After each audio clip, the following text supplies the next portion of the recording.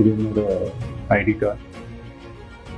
தமிழக வெற்றி கழகத்தினுடைய உறுப்பினர் கார்டு நான் எடுத்துட்டேன். பிறப்புக்கும் எல்லா உயிருக்கும் அப்படின்ற ஒரு அடிப்படை சமத்துவ கொள்கையை ஃபாலோ பண்ணி வரப்போகிற சட்டமன்ற தேர்தலை நோக்கி என்னோட பயணத்தில் இணைஞ்சி மக்கள் பணி செய்ய நாங்கள் ஏற்கனவே வெளியிட்ட எங்கள் கட்சியினுடைய உறுதிமொழியை படிங்க.